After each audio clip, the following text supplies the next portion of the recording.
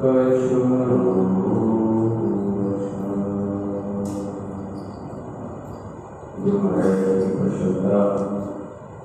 अपनी आत्म कल्याण को उच्च स्वर में कोई गुरुदेव की जय पहुँच रहे श्री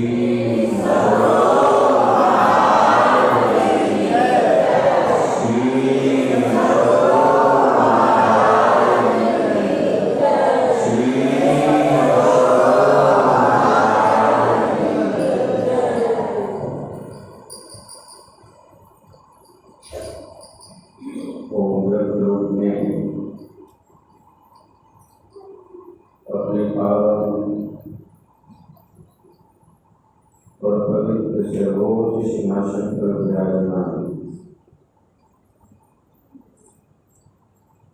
जो ज्ञान और ज्ञान के निकेतन में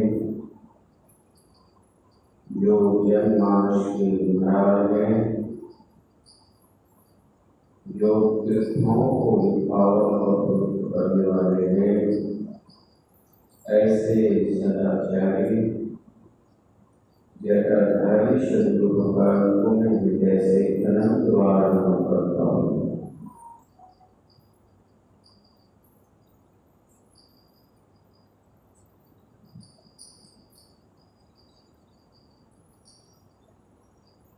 महर्षि शंकरदेव जी महाराज तथा महर्षि शंकरदेव जी महाराज तथा विश्व के संत ऋषि मुनि महात्माओं को मैं हृदय से नमन करता हूँ। संत सत्संग आश्रम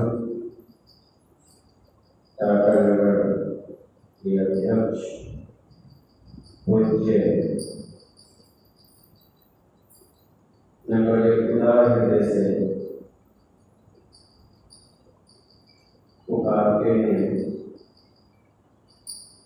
पूज्य मनीष बाबा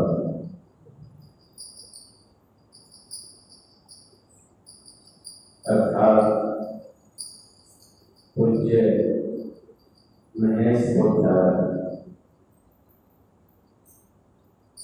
संत सत्संग आश्रम के जितने भी पदाधिकारीगण हैं, सबों को मैं नमन करता हूँ। पावन और पवित्र ज्ञान में संतों और भगवंतों के पावन और पवित्र ज्ञान विचार को श्रवण करने के लिए उपस्थित गुरुजन विशिष्ट जन सत्संग प्रेमी महानुभाव तथा देवी स्वरूप माताओं का प्रणाम तथा संपूर्ण शहरवासियों को मैं हृदय से नमन करता हूँ।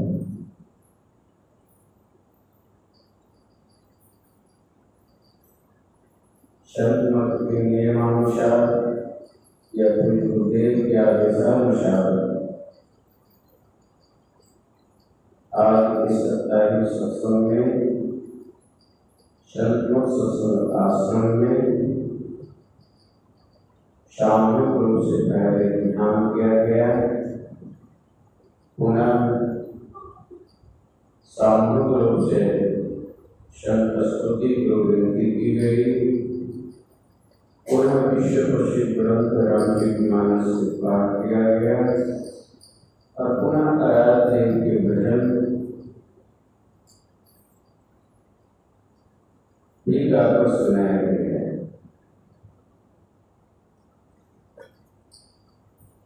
बड़ा सुंदर रामचरितमानस से पाठ हुआ है।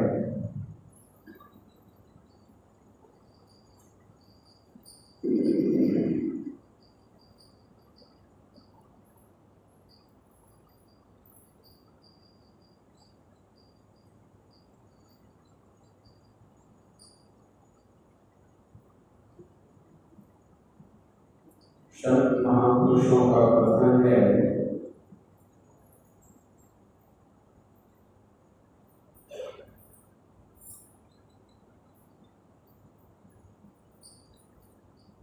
जो संसार के जनमानस को पढ़ने की दया और कृपा की है, संसार में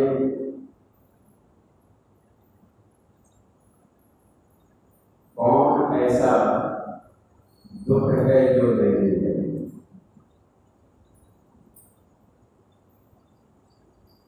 और परमात्मा में कौन ऐसा सुख है जो नहीं है।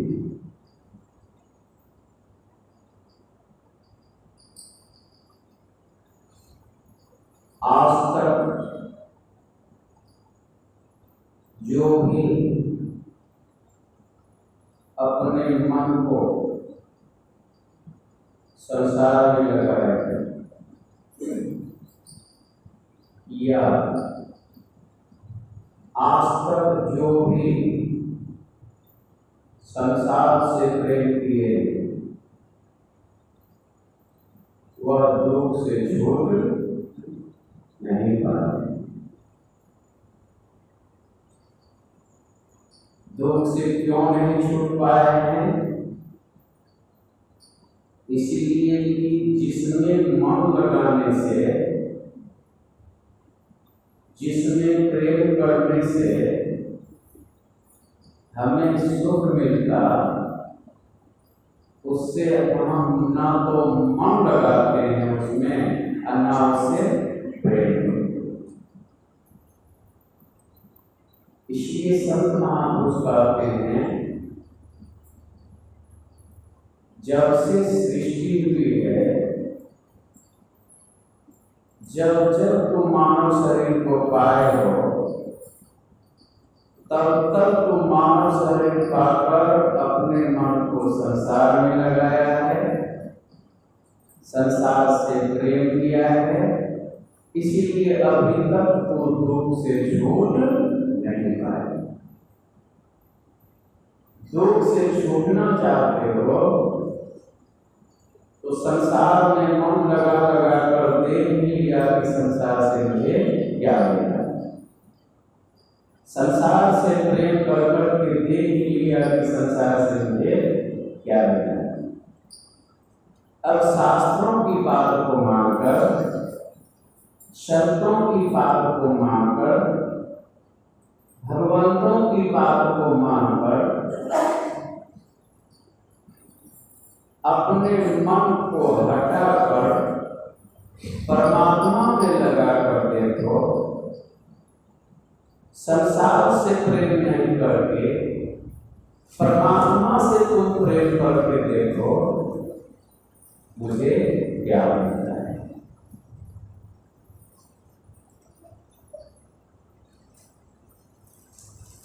और प्रश्न है ना, स्वाभाविक प्रश्न होगा। अभी आप पाठ में सुने, मैं भी पाठ सुन रहा था, आप सबों के साथ बैठकर हम भी स्तुति कर रहे, पाठ भी सुन रहा था। बड़ा सुंदर पाठ हुआ है और बड़ा लंबा पाठ भी हुआ है। उसको समेट कर समास रूप में राम ही केवल प्रेम प्यारा है पाठ हुआ है। शुरू में राम ही केवल प्रेम प्यारा, जान ले जो कोई जानन हारा। जो भी मानव शरीर को पाकर ईश्वर से प्रेम किए, जो भी मानव शरीर को पाकर अपने मन को ईश्वर में लगाए हैं, इतिहास साक्षी है, ग्रंथ साक्षी है, संतों भगवंतों की वाणी प्रमाण के रूप में है कि वह दुख से छूट गया है। और जो अपने मन को संसार में लगाया है और संसार से प्रेम किया है, वह दुख से छूट नहीं पाए, वह दुख से नहीं छूट पाए। अब प्रश्न है, हम भगवान से प्रेम कैसे करें? हम भगवान को अपना मन कैसे दें? भागवत महापुराण की बहुत अच्छी उदाहरण है, मन को कैसे परमात्मा से कैसे प्रेम करें। कंस जो है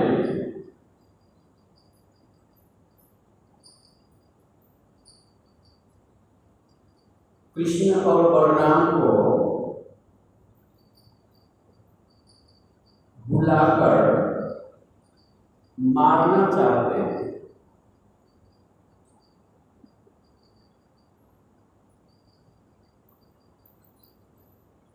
कंस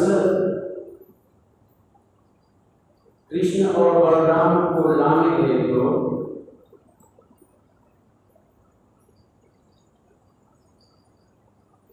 रथ सहित भेजते हैं, और जब वह रथ लेकर ब्रज पहुंचते हैं, उनसे मिलते हैं,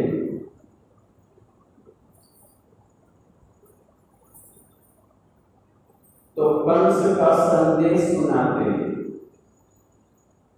कि आपके जो मामा कंस हैं, दोनों भाई अर्थात बलराम और कृष्ण को बुलाए हैं, इसलिए आप दोनों भाई चले।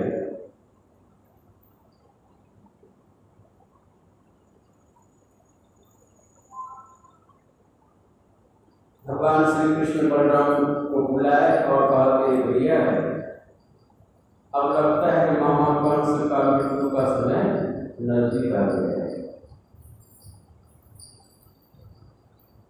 चलो, दोनों भाई जैसे रथ पर बैठे,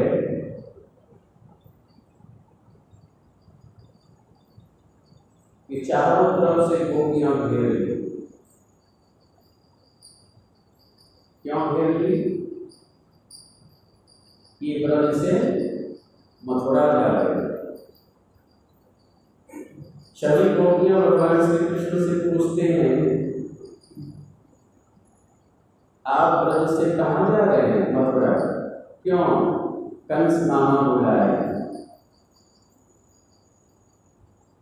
तो सभी गोपियां रथ को चारों तरफ से घेर ली, अर्थात भगवान श्री कृष्ण को चारों तरफ से घेर ली कि आप हम गोपियों को छोड़कर मथुरा क्यों जा रहे हैं? कहा, जो काम से जा रहा हूं वह काम पूरा करके वापस आ जाऊंगा। तो गोपियां कहती हैं, यदि आप जाना चाहते हैं, मैं जाने दूंगी तब तो आप जाइएगा। इसी को कहते हैं राम ही केवल प्रेम में आए। जान ले कोई जान ना, मैं जाने दूंगी तब तो आप जाइएगा। भगवान श्री कृष्ण गोपियां को समझा रहे हैं कि गोपियां मांगे तो तैयार नहीं। तो अंत में भगवान श्री कृष्ण गोपियां को कहते हैं, एक काम करो, तुम मुझसे जो मांगना चाहो मांग लो, लेकिन मुझे जाने दो। भगवान श्री कृष्ण की बात को सुनकर गोपियां कहती हैं, हे कृष्ण, आप जो हम सभी गोपियों को कह रहे हैं कि जो कुछ मांगना चाहो मांग लो और मुझे जाने दो, मैं आपसे पूछ रही हूँ, क्या गोपियां की भक्ति अधूरी है क्या? गोपियां का प्रेम अधूरी है क्या? अधूरा है क्या? जो मांगो, भगवान श्री कृष्ण कहते हैं, नहीं गोपियां, तुम सबों की भक्ति पूरी है, तुम सबों का प्रेम पूरा है।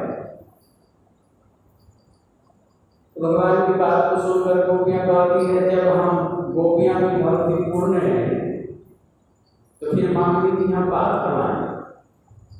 हे कृष्ण, आप जो मुझे कह रहे हैं कि मांगो जो मांगना चाहती हो मैं दूंगा, हम सभी गोपियां आपसे कह रही हूँ कि आप ही जो मांगना चाहे वो मांगिए, गोपियां आपको देंगी। जो भगवान को चुनौतीपूर्ण बात कहे वो भी भगवान से काम नहीं।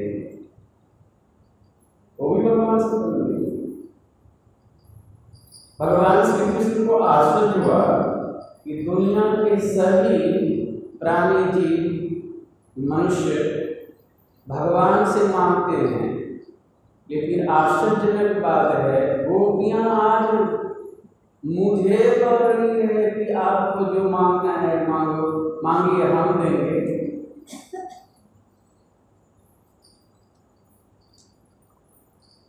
भगवान श्री कृष्ण सभी गोपियां को कहते हैं, गोपियां तुम मुझे क्या दे सकती हो, तुम्हारे पास क्या है? सब कुछ तो भगवान के पास है, और तुम भगवान को क्या दे सकती हो? तो गोपियां भगवान श्री कृष्ण की बात को सुनकर जो कहती है या कही है, हम आप इसे गौर से सुनिए। गोपियां कहती है भगवान हम गोपियां के पास जो है वो आपके पास नहीं है, और जो आपके पास है वो गोपियां के पास। भगवान को पुनः आश्चर्य हुआ, ये गोपियां क्या कर रही है? जो मेरे पास है वो आपके पास नहीं है, जो आपके पास है वो मेरे पास नहीं है। भगवान पुनः पूछ दी गोपियां, तुम्हारे पास क्या है जो मेरे पास नहीं है, और मेरे पास क्या है जो तुम्हारे पास नहीं है?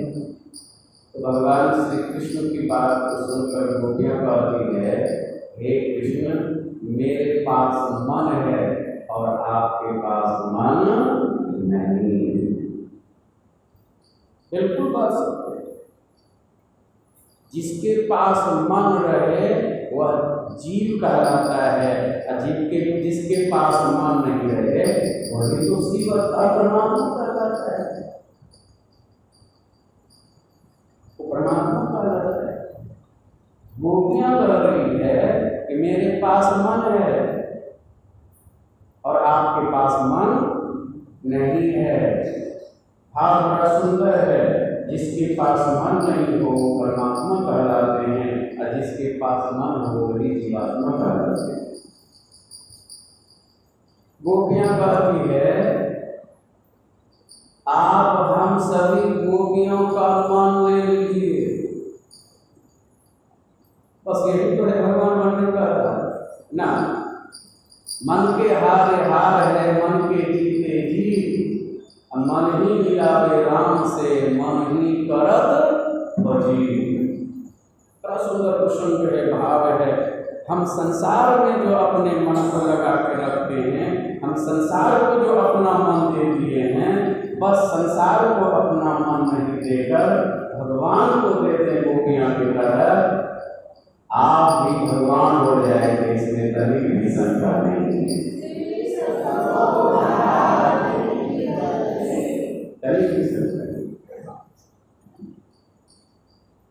ये कथा को दिलाती है भगवान श्री कृष्ण ब्रज से मथुरा गए, तब जब सभी गोपियों का मन ले ली, तब तो भगवान गोपियां का मन ली कब? जब गोपियां दी तब ना, दी तब तो भगवान ले। उसी तरह हम आपके भी मन सदगुरु भगवान लेंगे कब? जब हम आप भी अपना मन सदगुरु भगवान को दे देंगे तब। लेकिन मन को दे नहीं पाते हैं, केला को दे देते हैं, सेब को दे देते हैं, कुछ पैसा वस्ता को दे देते हैं, और जो संसार की वस्तुएं हैं वो तो दे देते हैं, लेकिन अपने मन को नहीं दे पाते। मन ही पूजा मन ही पूजो, मन ही पूजो सहज सरो, पूजा अर्चना जानो ना कोई, कह रविदास कौन कभी मोई। बस हम अपने मन को भगवान को देते, सदगुरु को देते। पहली बात ना, अपने मन को सदगुरु को देते तथा भगवान को देते। तो फिर आपका प्रश्न होगा कि गोपियां के समक्ष भगवान श्री कृष्ण थे, तब तो उनको अपने मन दे दिए, अपना मन दे दिए। और हम आपके सामने या समक्ष भगवान तो है नहीं जो गोपियां की तरह हम भी अपना अपना मन उसे दे दें। स्वाभाविक प्रश्न होगा, मन देने की बात है तो भगवान समक्ष हो कृष्ण की तरह, तब तो गोपियों की तरह हम आगे अपने मन को दें ना। हम अपने मन को कैसे भगवान को दें, इसके लिए हम आपके अर्घ दें, हम आपके पूज को दें, हम आपके सद्गुरु भगवान, हम आपके इष्ट देव। बहुत अच्छी बातें कहने की कृपा की, बताने की कृपा की, समझाने की कृपा की, और जीवन में धारण करो यह बात कहने की कृपा की। गुरु महाराज की वाणी महर्षि की पदावली में आप पढ़ेंगे तो क्या होगा। हम भगवान को मन अपना अपना मन देना चाहते हैं तो भगवान को अपना मन देने का वो स्थान कौन सा है, वह जगह कौन सा है, तो सदगुरु महर्षि मेहनी ब्रह्मन जी महाराज महर्षि मेहनी पदावली में लिख दिए हैं। शायद हम लोग पढ़े होंगे या सुने होंगे तो याद होगा। मन तुम बसो तीसरो नैना, महता से जल दीजियो रे।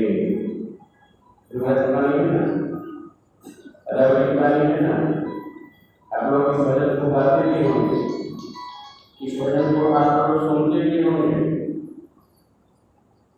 गुरु महाराज बड़े सुंदर बातें हम आपको कहे हैं। मन तुम बसो तीसरो नैना, महता से जल दीजियो रे। अपने मन को संसार से हटाकर भगवान में लगाना या भगवान को देना, वही दोनों आंखों के मध्य में, दोनों आंखों के बीच में जो तीसरी आंख है, वही हम अपने मन को लगा देने से आपको लगा दें। कैसे लगाएंगे? तो महाराज कोई बोल दे कि मन तुम बसो तीसरो नैना, महता से जल दीजियो रे। वहीं से रास्ता है भगवान तक जाने का, ईश्वर तक जाने का, परमात्मा तक जाने का। अब हम अपने मन को कैसे तीसरी आंख में लगाएं? तो इसके संबंध में सदगुरु कबीर साहब जी कहते हैं, योग युगति से रंग महल में प्रिय पायो अनमोल। जो बात गुरु महाराज कहे वही बात सदगुरु कबीर साहब कहते हैं। योग युगति से अर्थात दोनों आंखों में जो चेतन की धार है और इंद्रियों में भी बिखरी हुई है, बस उसी चेतन की धार को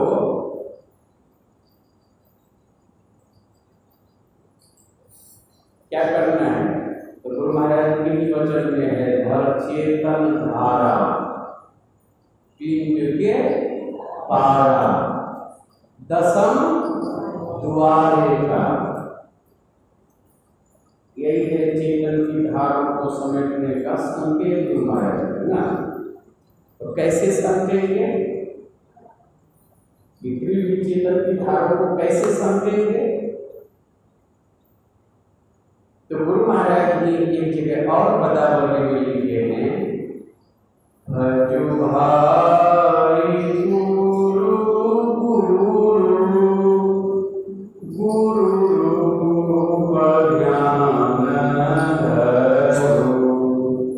हजु भाई गुरु गुरु गुरु ध्यान धरो सन्मुख बिंदु देखो सुख हरि सन्मुख बिंदु देखो सुख देखो रे भाई। ये कैसे होगा? गुरु बिन ज्ञान नाही, गुरु बिन ज्ञान नाही, गुरु बिन ज्ञान नाही, गुरु बिन ज्ञान। अर्थात यह गुरु ज्ञान के बिना संभव नहीं। क्या योग की युक्ति ना?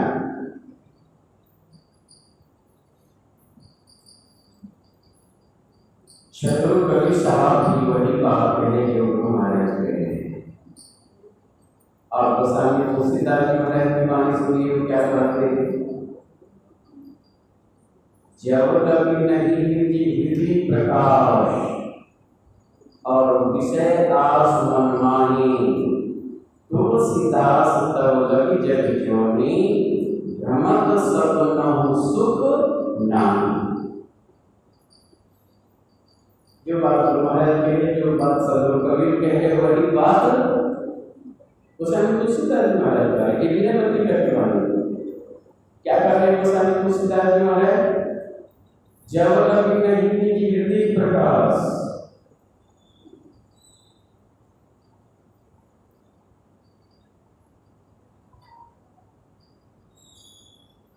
जब तक साधन विशेष के द्वारा अंदर के योग हृदय में प्रकाश का दर्शन नहीं हो जाता है, तब तक मन में विषय भोग की इच्छा बनी रहती है।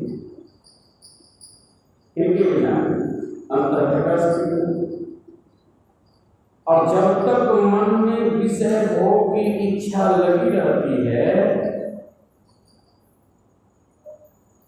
तब तक 84 लाख जीवों में भटकने से कभी फुर्सत नहीं।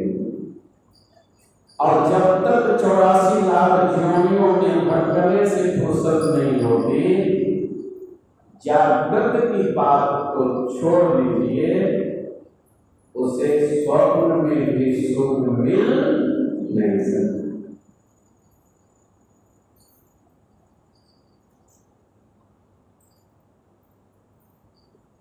संकेत क्या है? गोस्वामी तुलसीदास जी महाराज का यह कि अभी किसी भी जीव के जीवन में या मनुष्यों के जीवन में दुख का अभाव है, तो अंतर प्रकाश के बिना सुख का अभाव लगी है, तो अंतर प्रकाश के बिना।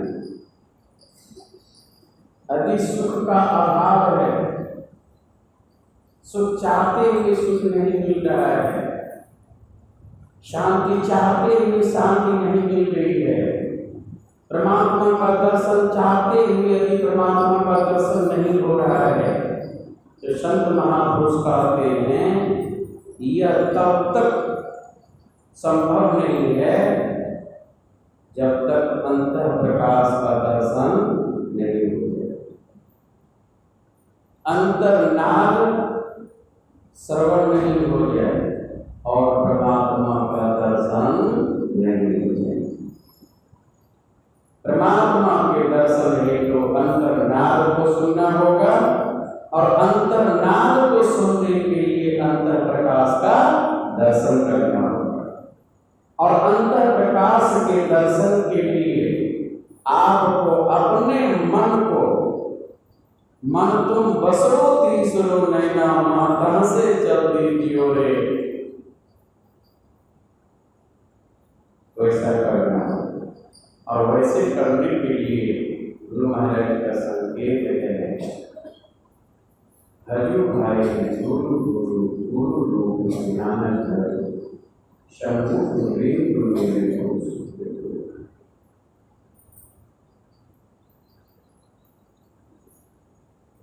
अर्थात जो भी दीक्षित हैं,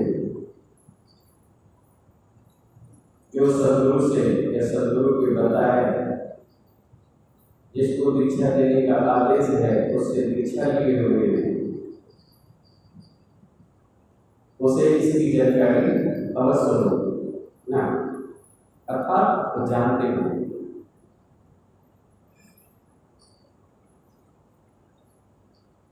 दीक्षा के समय 3 क्रिया बताते हैं, 3 विधि बताते हैं, मानव जप का, मानव ध्यान का और दृष्टि साधन का।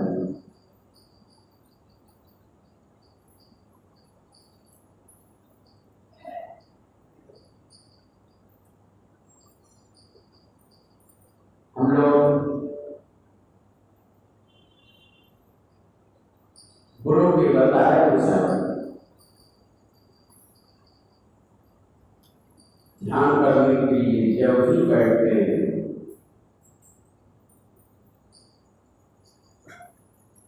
बैठते जरूर हैं,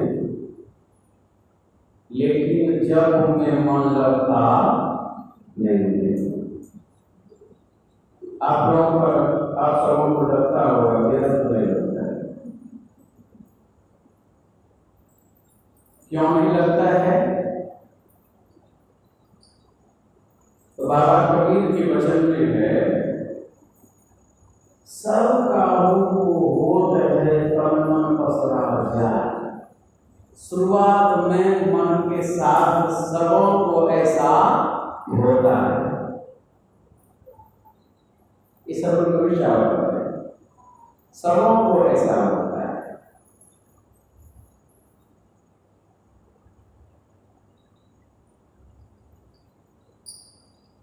शत्रुघ्न साहब एक जगह और अपनी वाणी में कहते हैं,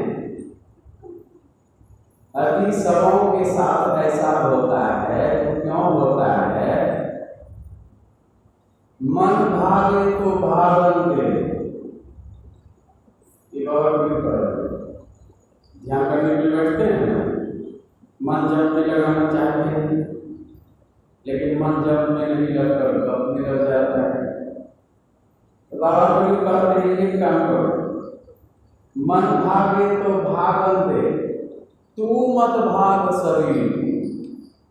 मन जब में नहीं लग रहा है ना, जब से मन भागता है तो तू मत भाग शरीर, मतलब शरीर को ध्यान पे जो बैठाए हो बैठाए रखो, तू मत भाग शरीर। क्यों बाबा कबीर ऐसा कह रहे हैं? उदाहरण स्वरूप मान लीजिए समुद्र में जहाज है और उसी जहाज पर पक्षी है, और पक्षी तो जहाज पर से उड़ता है, लेकिन समुद्र इतना बड़ा है कि कहीं सूखी जमीन या टापू दिखता ही नहीं है पक्षी को। उड़ता तो है लेकिन फिर उड़कर वापस जहाज पर आ जाता है, ठीक है? उड़ता तो है लेकिन फिर उसे उड़कर वापस जहाज पर आना पड़ता है। यही संकेत है सदगुरु विचार कि ध्यान में जो तो अपने शरीर को बैठाए हो, जिस भी आसन से बताया है बैठाने हेतु या बैठने हेतु, यदि मन जब में नहीं लगकर मन भागता है उसे भागने दो, लेकिन तो आसन से बैठे रहो ना, तो आसन में बैठे रहोगे, ध्यान में बैठे रहोगे, भजन में बैठे रहोगे, तो जो मन भाग कर कहीं गया पुनः वह लौट कर आ जाएगा। लेकिन हम आप क्या करते हैं, मन जब में नहीं लगता है, मन भागता है, तो हम भी ध्यान पर से उठ जाते हैं। उठते हैं कि नहीं? क्यों उठते हैं? इसीलिए उठ जाते हैं कि जब में मन लगा नहीं, जब तक मन नहीं लगेगा तब तक ध्यान भजन में जो आनंद आता है, आनंद मिलता है, वो आनंद नहीं मिलता। सुंदर संकेत मन भागे तो भागवते, तो मन भाग शरीर, पांचों आत्मा बसकर कह गए दास करी। बैठो, ऐसा अनुभव आप लोग सुने होंगे।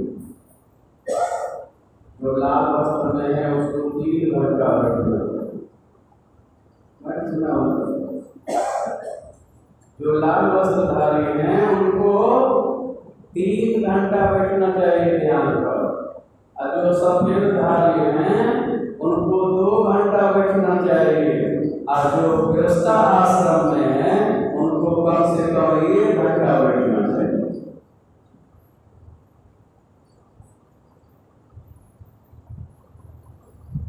अर्थात जब तक आप 1 घंटा लगातार नहीं बैठेंगे, इसका अभ्यास नहीं करेंगे, तो आपका मन जब में नहीं लगेगा। ये जो सोच रहे हैं कि 10 मिनट बैठे और लग जाए, करने वाला नहीं। 1 घंटा जब तक अभ्यास नहीं करेंगे, कोई भी विशेषकर गृहस्थ आश्रम में रहने वाले जो दीक्षा लिए हुए हैं, कम से कम 3 बार ना ब्रह्ममुहूर्त में 1 घंटा, दिन में स्नान करने के बाद 1 घंटा, और शाम में 1 घंटा, ये अभ्यास बना लें। करत करत अभ्यास जो जन्मति हो सुजान, रसोई आवत जात ऐसी फलवत विशान। 1 घंटा बैठने का अभ्यास करें। यदि इस तरह से आप 1 घंटा तक बैठते हैं, डेली का ऐसा नियम आप बना लेते हैं, तो जरूर आपका मन जो पहले भागता था, अब वो भागेगा नहीं, जब नहीं लगेगा, जब नहीं लगेगा, जब नहीं लगेगा। लेकिन इस तरह का अभ्यास होगा तब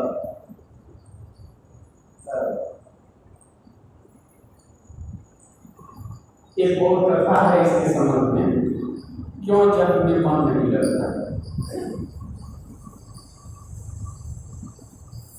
एक व्यक्ति भगवान बुद्ध के सत्संग में जाया करते थे, सत्संग को सुनते थे,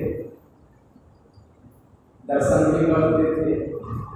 भगवान बुद्ध के साथ में बहुत से वैरागी रहते थे, सन्यासी रहते थे, महात्मा रहते थे, उनको भी देखते थे।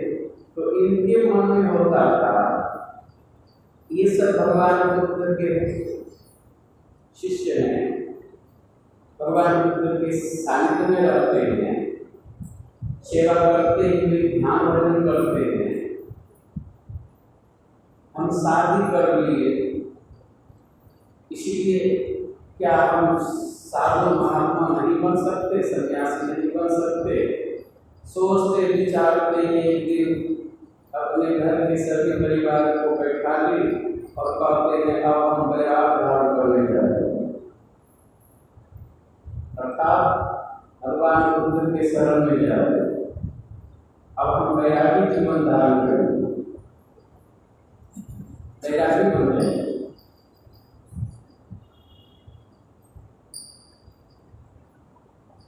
परिवार के लोग तो स्वीकृति दे दी, बच गई पत्नी। पत्नी भी कहती है जब आप भगवान बुद्ध के सानिध्य में रहना चाहते हैं, शरण में रहना चाहते हैं और रहकर ध्यान भजन कर इसी जीवन में निर्वाण पद को पाना चाहते हैं, मैं मना नहीं करूंगी, आप जाए।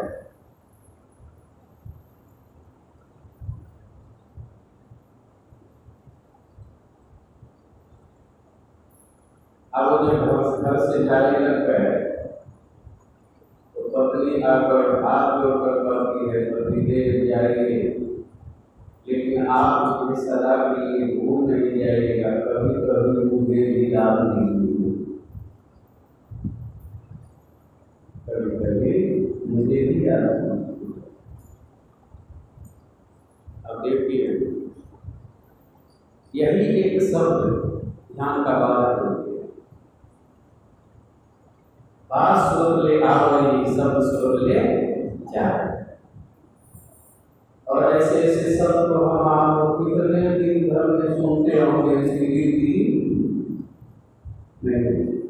जब किसने, जब एक वचन पत्नी के सुने तो 12 वर्षों तक भगवान बुद्ध के सामने में रहकर ध्यान किए फिर भी ध्यान नहीं बना। जब भी ध्यान पर बैठते थे तो बस पत्नी की बात आ जाती थी उसे कि आप मुझे नहीं भूलिएगा, कभी कभी याद कीजिए। यही बात परेशान करते रहते।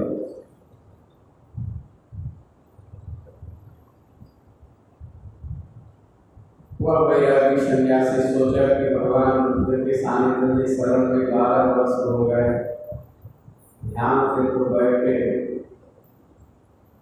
कभी जब ध्यान नहीं हुआ।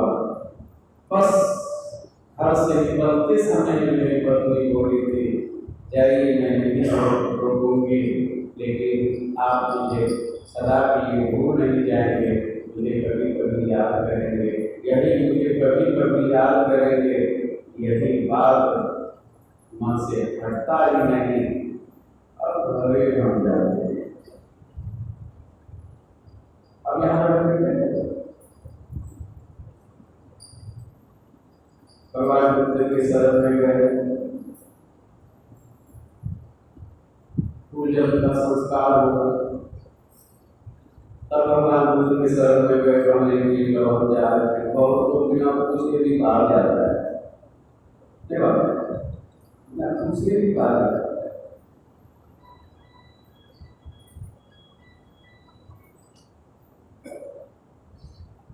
भगवान बुद्ध को प्रणाम करके वह वैरागी कहता है, अंते का मैं घर जाता हूँ।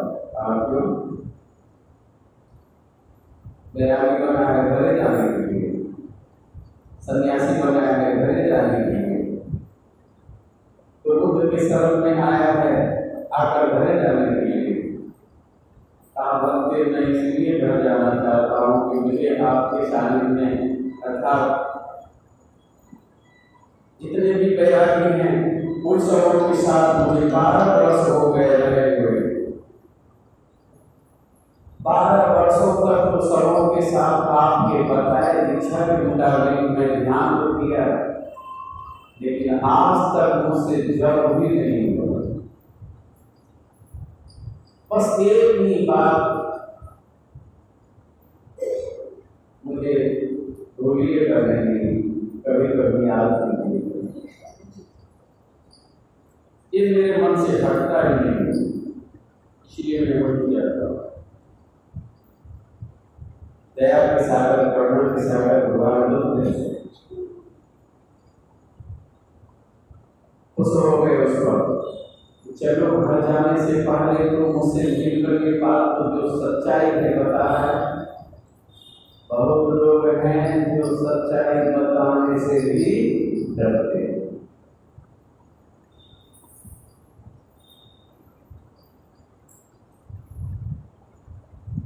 भगवान बुद्ध कहते हैं एक काम करो, तो 12 वर्षों तक रहा ना बहुत भिक्षुओं के साथ काम करो,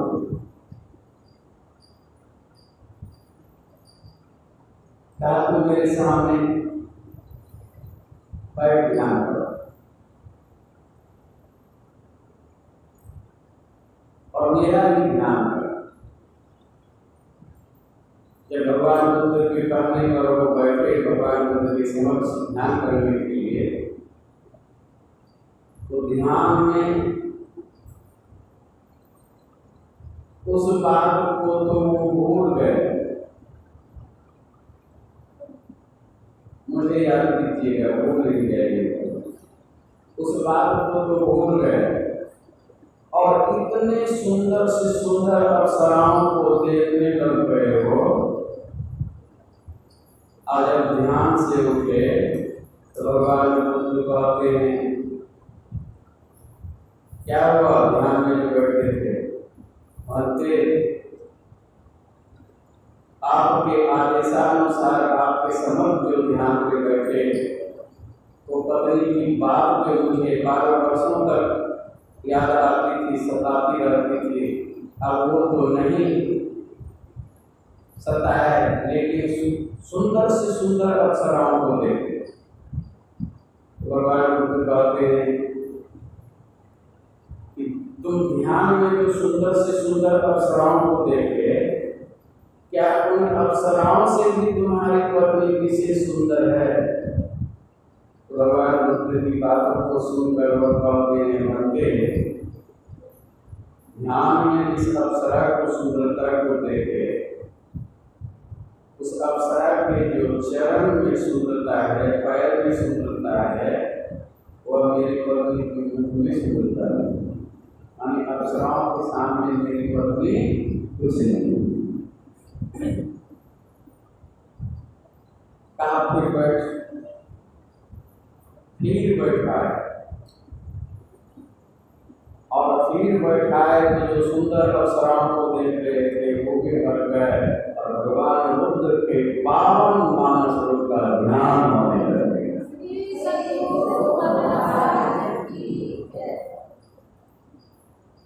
और जब ध्यान से उठे तो भगवान बुद्ध कहते हैं, अब जाओ पर अब तो अब जाने वाले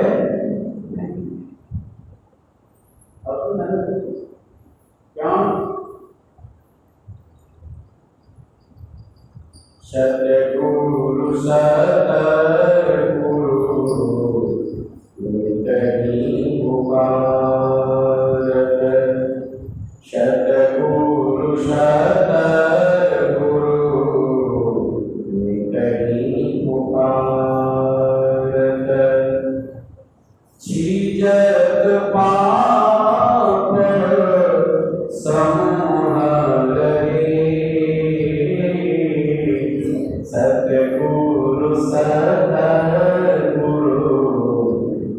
कहीं पुकारत। ठीक है, पुकारने का मतलब मानव जब का संदेश है। सतगुरु रूप ये निधारत, काम क्रोध मद लोभ कहे।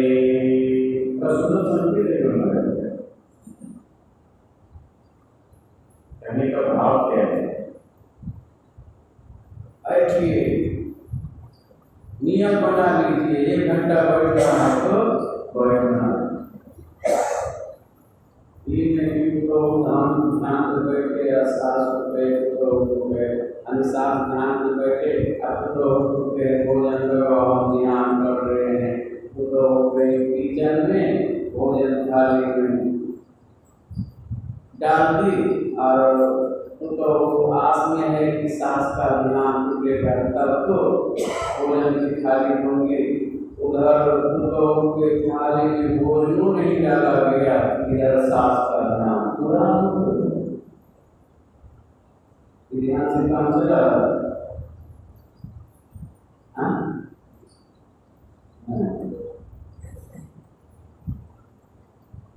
एक घंटा बैठिए, 1 घंटा जब तक हम बैठने का अभ्यास नहीं बनाएंगे या बनाते हैं, तो जैसे सरसों पोटली में बंधी रहती है तो जमा रहती है, और जैसे पोटली को खोल दीजिए सरसों बिखर जाए तो फिर समझना बड़ा मुश्किल है। यही मन का हाल है। मन बिखरा हुआ है सरसों की तरह, उसको समेटना है, तो समेटने का आधार है वही गुरु के बताए अनुसार मानव जब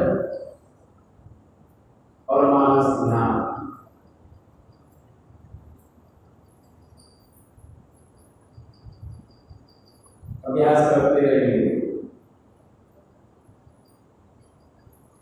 जपते जपते जपते जपते क्या होगा? गुरु महाराज इसी बात को बताते हैं।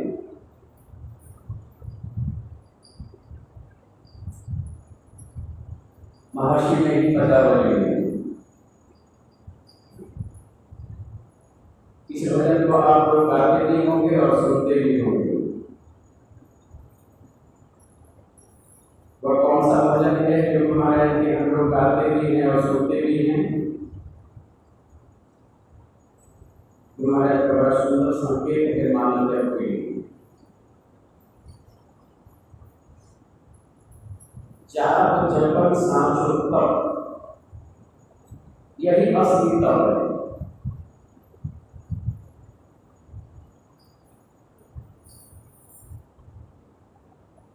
जो अपने मन को जप में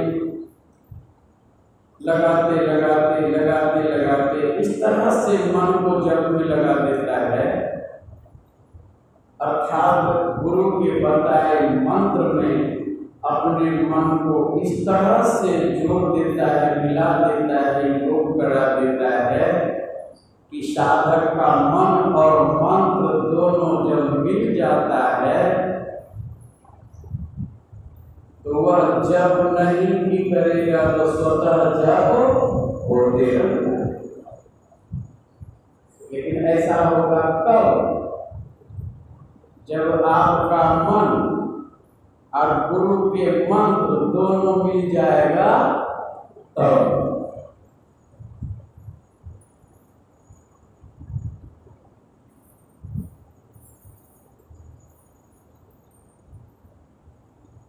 और पुनः क्या होगा? जिसका जप हो जाता है तो नाम मिलावे रूप से नाम संबंधी रूप आपके सामने प्रकट हो जाएगा।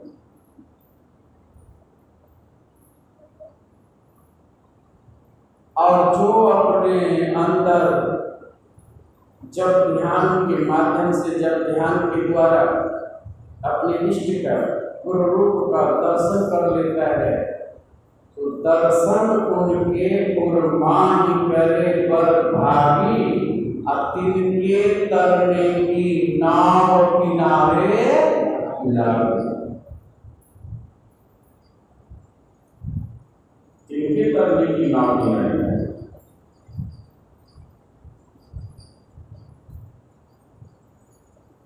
आदेश हुआ है 4:45 बजे तक नहीं करेंगे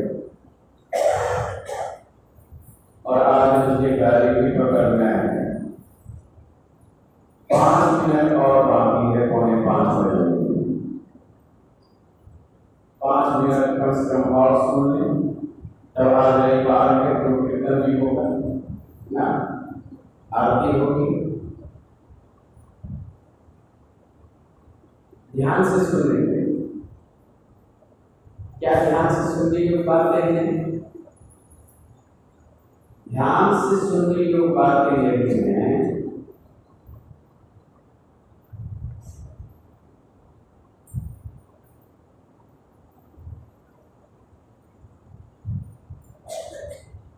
मानव ध्यान के बाद संकेत क्या है महाराज के द्वारा? दृष्टि योग अभ्यास। और जिसको अपने इष्ट का दर्शन, गुरु रूप का दर्शन अपने अंदर में हो जाता है, दृष्टि योग अभ्यास में जो परेशानी होती है अब वो परेशानी नहीं होती, क्योंकि कभी मन तो एक है भावे जहां लगा, भावे गुरु की भक्ति कर, भावे विषय कमा। तो जो हम आपका मन जब छोड़कर विषय में भागता था,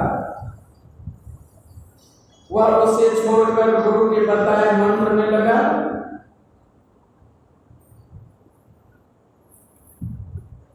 जो विषय में भागता था वो गुरु के पावन रूप में लगा।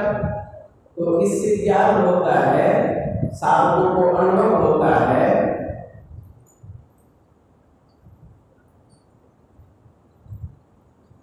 कि मन सिमटते जा रहा है। अब ध्यान के बाद क्या है, दृष्टि योग अभ्यास का संकेत है। और दृष्टि योग अभ्यास में बहुत ऐसे हैं जो ये कहते हैं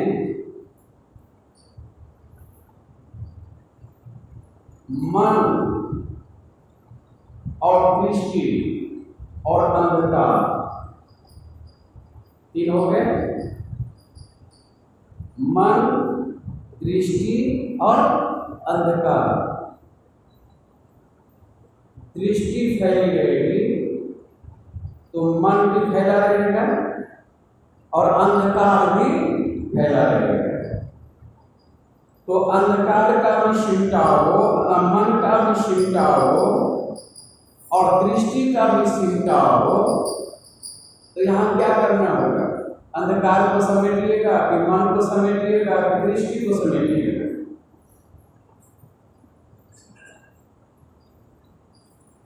कहना पड़ेगा, दृष्टि का सिमटाव करना होगा ना। गुरु महाराज का संकेत है दृष्टि योग अभ्यास अति करत ही करत सहजे कपनी होवे क्रोध होवे सूरत तिल दरवाजा टूटे नजर की जोर से, अरे हाँ बेटी लगा कर की घोड़ जोर बड़जोर से।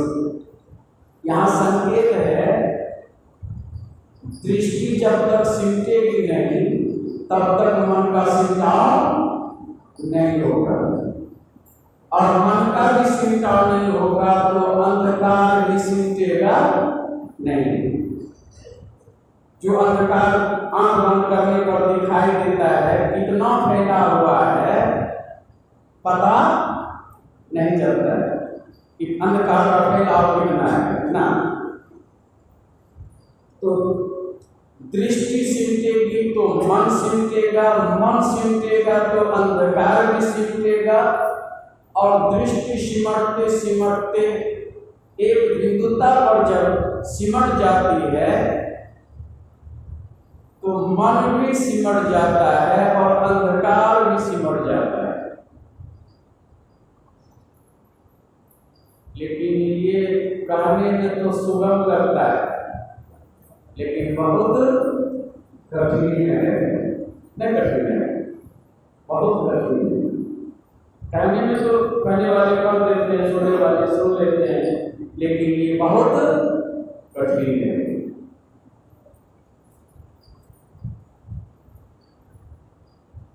इसलिए गुरु महाराज का संकेत है दृष्टि योग अभ्यास विशेष रूप से करो।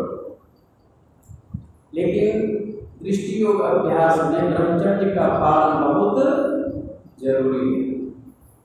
ब्रह्मचर्य का पालन नहीं करेंगे तो दृष्टि योग में कभी आगे नहीं बढ़ पाएंगे। गृहस्थ हो कि विरक्त, संत शिशु सूर्य का नाम आप लोग जानते होंगे, गुरु महाराज का जहाँ जन्मभूमि है। और बहुत से महापुरुष थे संत शिशु सूर्य, जो पुराने सत्संगी होंगे उसी जानकारी को। गुरु महाराज की जन्मभूमि कहाँ है, मथुरा को श्याम। आप माताओं में से कोई वहां से दर्शन करके ठीक आए नहीं, आप में से भी कोई आए होंगे। संत शिशु सूर्य एक गांव गए सत्संग करने के लिए। एक माई आई संत शिशु सूर्य से दीक्षा लेने के लिए।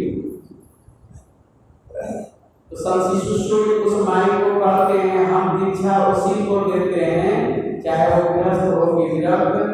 दीक्षा लेने से पहले हम उससे पूछते हैं कि ब्रह्मचर्य का पालन करोगे तब हम दीक्षा देंगे, नहीं तो हम देने वाले ऐसे हम दीक्षा देने वाले लोग।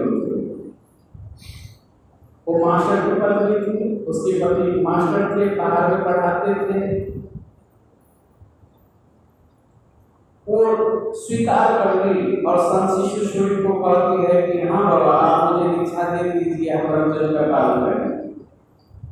एक दिन बाबा दीक्षा देकर तो चले गए और बाबा को वचन भी दे दी कि हम ब्रह्मचर्य का पालन करेंगे।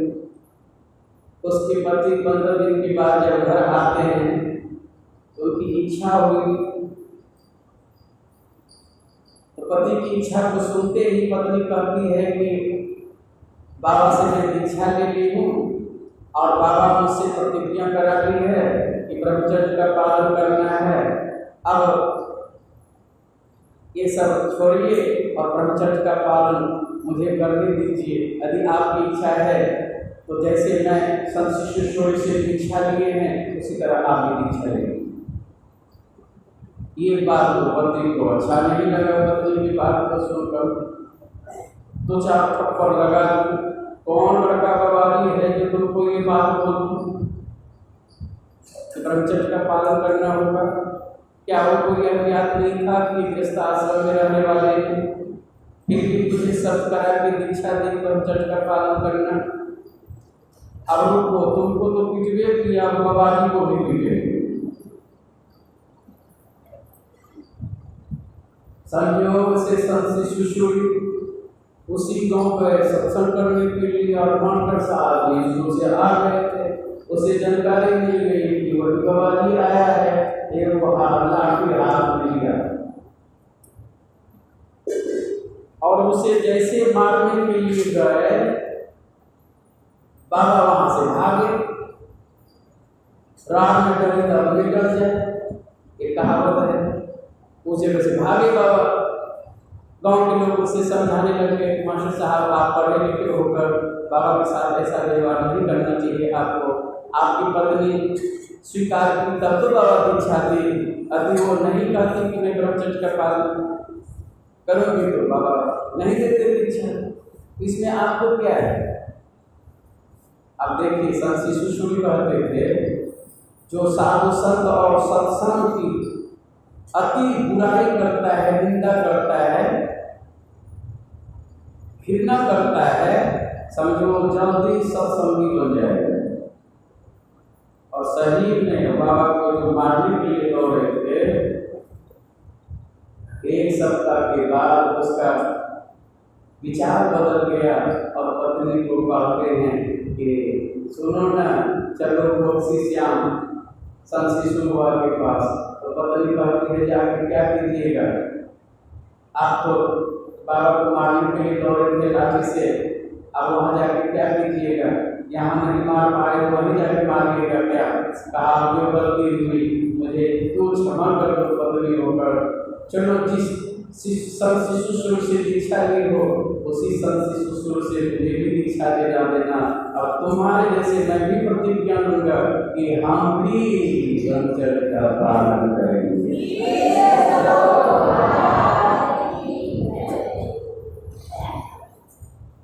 गृहस्थाश्रम में है, फिर भी आप कोशिश करें ब्रह्मचर्य का पालन करते हुए आप साधन में आगे बढ़ सकते हैं। डॉक्टर सदमत में ये बात ब्रह्मचर्य पर जोर दिया जाता है। इस पर ख्याल करते हुए दृष्टि योग अभ्यास करें। इससे दृष्टि सिमटेगी तो मन भी सिमटेगा और मन सिमटेगा तो अंधकार भी सिमटेगा। और क्या होगा? पिंड ब्रह्मांड का मिलन स्थान जो है उसके नीचे जब दृष्टि सिमटती है, मन सिमटता है, अंधकार सिमटता है, तो काला तिल के सदृश अनुभव होता है। लेकिन कहाँ? जहाँ पिंड ब्रह्मांड का मिलन स्थान है। जो महाराज बताए पिंड ब्रह्मांड के भेद बतावन सुनत छोड़ावन सतगुरु जी भजन सतगुरु सतगुरु ऐसा अनुभव होता है। और जब पूर्ण रूप में दृष्टि सिमटती है तो गुरु महाराज का संकेत है बिंदु ध्यान करने से दृष्टि का सिमटाव होता है और दृष्टि के सिमटाव से ऊर्ध्वगमन होता है और ऊर्ध्वगमन से अंधकार का भेदन होता है। और जब अंधकार का भेदन होता है तब वो प्रकाश में गमन करता है, वो प्रकाश में गमन करता है। जो कम से कम प्रकाश में भी पहुंच जाए वो 84 में जाने से बच सकता है।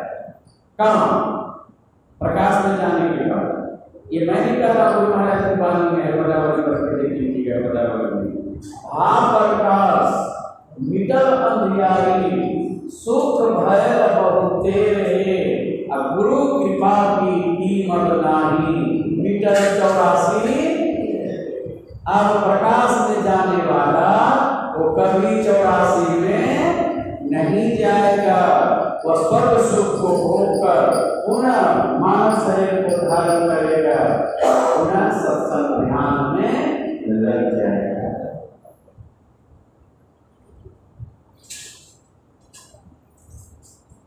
अब 5 बजने में 7 मिनट बाकी, मैं पूज्य चंद्रमण सत्संग आश्रम के अध्यक्ष महेश बाबा, उपाध्यक्ष रामकिशोर बाबा और मंत्री रमन बाबा, और अध्यक्ष का क्या नाम है? अध्यक्ष कोषाध्यक्ष है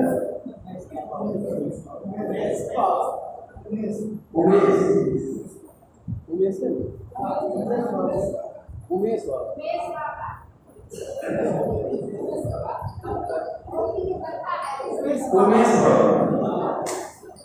और जो पदाधिकारी हैं शवों को हृदय से नमन करते हैं, और जो साप्ताहिक सत्संग में पधारे हुए हैं उन शवों को भी नमन करते हैं। और मेरे द्वारा जो भी व्यवहार हुआ है,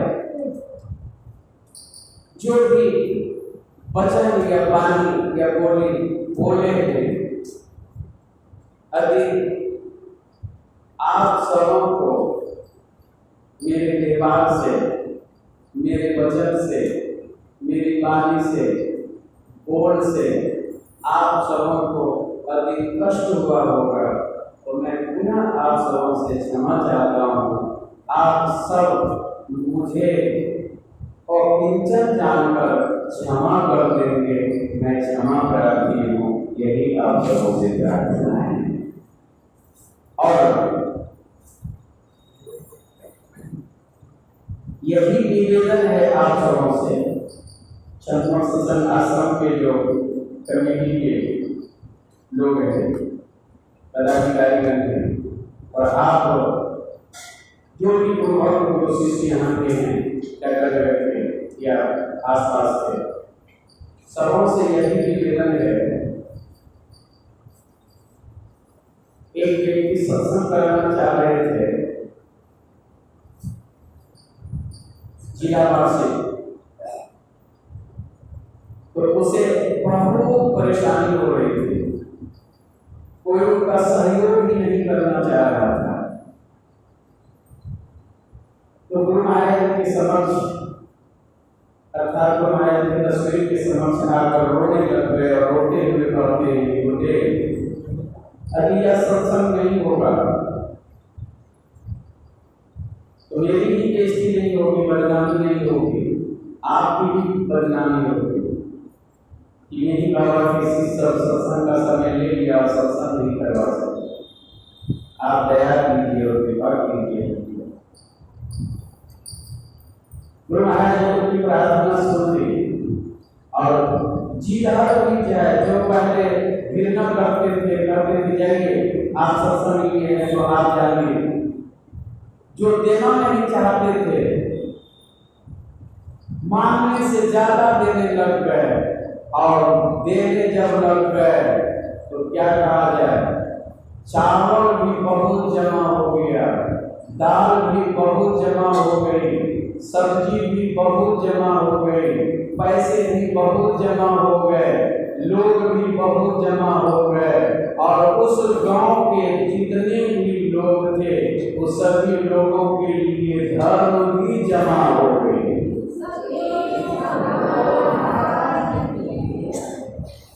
इसलिए गुरु महाराज मौर्य में आकर मनुष्य में कहे थे कि ये सत्संग आश्रम तभी समझना जब सत्संग आश्रम में नियमित रूप से सत्संग और ध्यान हो। यदि सत्संग आश्रम में नियमित रूप से सत्संग ध्यान नहीं होता है तो मैं उसे आश्रम नहीं, गाय भैंस का रखने वाला भूसाल करता हूँ।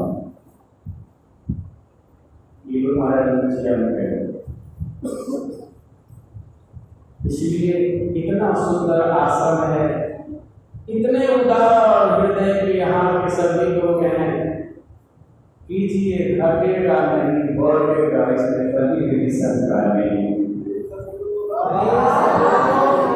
और इसमें विशेष रूप से हम छत्रपति सत्संग आश्रम के जो अध्यक्ष पद के हैं पूज्य महेश बाबा, उनसे निवेदन करता हूँ और आप सब हैं, मैं सबों से निवेदन करता हूँ कम से कम साल में एक बार 15 दिन का ध्यान जरूर रखिए। जिस महात्मा को बुलाने की श्रद्धा हो आप सबों में, मैं ये नहीं कहता मुझे बुलाइए, जिस महात्मा को बुलाने की श्रद्धा हो आप सबों में जरूर बुलाकर 15 दिन का ध्यान रखिए। आश्रम इतना अच्छा है कि मुझे देखकर बहुत आनंद आता है, और आनंद का यह स्थान है ही। मैं थोड़ा सा निवेदन की, प्रार्थना की आप सबों के लिए, मानना या ना मानना ये आप सबों के ऊपर निर्भर करता है। हम तो परदेसी हैं, हम तो चले परदेश ना, आज यहाँ है, एक घर कहाँ रहेंगे, एक दर्शन कहाँ रहेंगे। बस निवेदन किए, प्रार्थना किए। यदि इस प्रार्थना निवेदन से किसी को दुख हो, मैं पूरा क्षमा चाहता हूँ। बोलिए श्री सद्गुरु